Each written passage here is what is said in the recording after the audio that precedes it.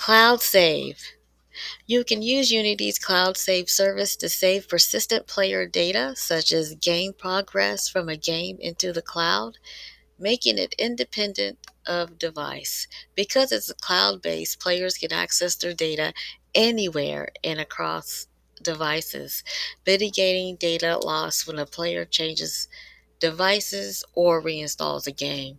Player data is primarily suited for data tied to specific players, such as save game states and player preferences that other players won't need to access. So that's a quick introduction to Cloud Save.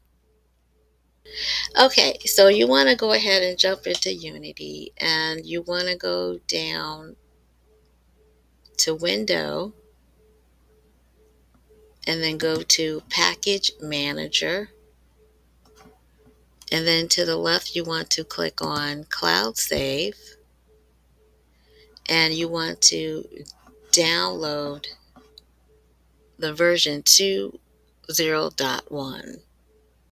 Okay, now what you want to do, you want to link your project. And now if you haven't already created a project ID, you're going to need to do that. So you're going to need to go to Edit, Project Settings, and then the Services tab. And then you would click Create if you haven't already corrected a project ID. Otherwise, go ahead and you can use your Unity project ID that you already created. Okay, so now the next step is anonymous sign-in. And in here it says anonymous sign-in creates a new player for the game session without any input from the player. It's a quick way for a player to get started with your game. If a session token is cached on the SDK, then the sign-in anonymous async method recovers the existing credentials of the cached player, regardless whether they signed in anonymously or through a platform account. If there is no player sign-in information, this method creates a new anonymous player. The anonymous account is not recoverable if it's not linked to a platform-specific account. For example, the player won't be able to log in to their anonymous account if they uninstall and then reinstall the game. So that is 100% correct. You can have them log in with their Google account if you're, for instance, doing a mobile app game for Android. You can have them do their Google account or have them create a new username and password, or have them sign in Microsoft, however you're programming the game. And right here it has async task, sign in anonymous async, try, await authentication service dot instance sign in anonymous async. And I cut copy paste and I popped it into my game and it worked perfectly. You definitely put this in sign in anonymous async, otherwise your save cloud won't work. Now we're going to go over the Cloud Save SDK. Now at the top of the code, you will have to place using unity.services.core, using unity.services.authentication, what we just went over, and using unity.services cloud save.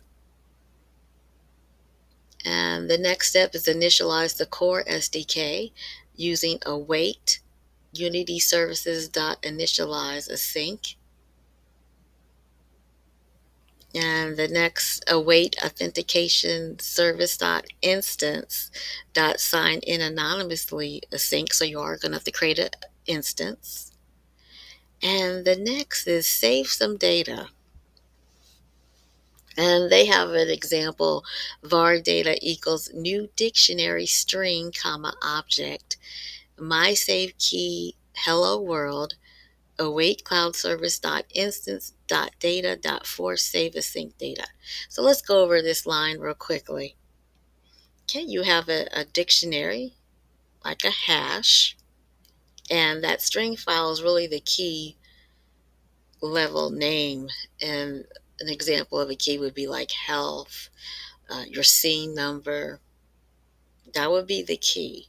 And then the object can be what you want to save, the actual score, the player's name, what what what what scene number or level number that they left off at. And then the next line, await cloud save service dot instance dot data dot force save sync data. It will save that data up into the cloud instead of just saving it on your device. And of course, I do want to emphasize the whole reason why you're using cloud save is if someone goes to a different device, they can continue where they left off on another device, or if they uninstall the game because maybe perhaps that particular device isn't working correctly and they want to, and now they want to download the game on a new device. They don't want to start from level 1 if they're all the way at level 10 on your game. So now let's go ahead and go over some code. Okay, so we are in Visual Studio now, and as you see at the top, I have using Unity services.core, using unity.services.authentication, and using Unity services.cloud-save. And you must have that at the top. Your awake procedure, you'll need to have if instant is equal to null, instance equals to this. And so you must have that in order for that to work. And we're going to go to the next procedure.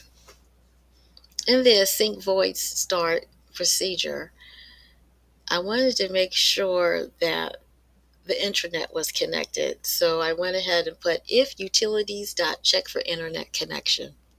And if and only if that is true, then I went ahead and called await initialize remote config async.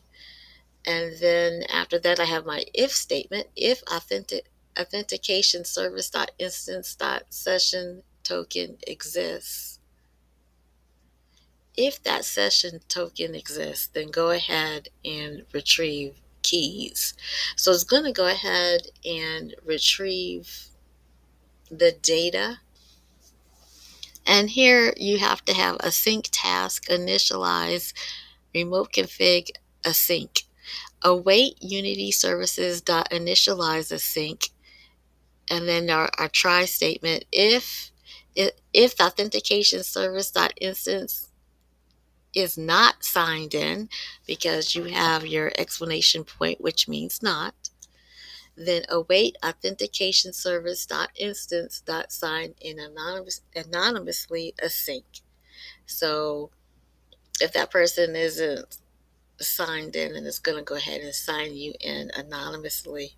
And again, you don't have to do the anonymous one. If, for instance, if you're doing like an Android app, or you want to have them sign in as Google, or create a username and password, you don't have to use anonymous. In order to retrieve the keys from the cloud, you want to go ahead and create a list, and that list will contain all the keys that you have. And you just put await cloud save service instance data retrieve all keys async, and it will retrieve all the keys. Then it calls a procedure called load some data, and then here goes our dictionary. I just put string and I named my dictionary saved data. And I have await cloud save service.instance.data.load async, and there goes the hash table, and then here goes all of my different key values that I want that I had wanted to save, and right now I'm trying to retrieve. And it was health, level, save game, orbs, potion. Those are some of the things that I wanted to save in the cloud, but right now I am retrieving them. And so, like for instance, this is save game. This is one of the key values, and the dictionary's name save data. So I have save data, bracket, double quote, save game quote, bracket. And this is my key value. This is my dictionary. And I'm saving it into a string value called saved game. And I also have a save level number. And it just works. Obviously, I'm going to save this up to the cloud. And I have var data equals new dictionary string, comma, object, because object can be anything. It could be a string, it could be a number, etc.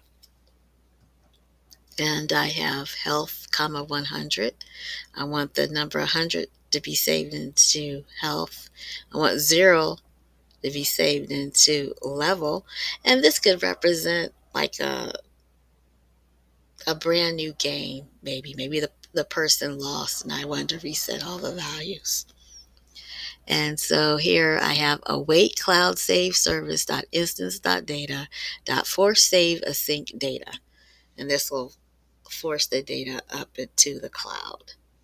Okay, what I did, I went ahead and ran the game, and on the left hand side you have the orbs, on the right hand side you have the health, which is at 100%.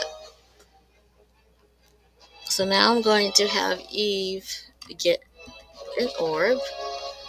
And as you can tell, the orbs now is 1 and health is at 102%.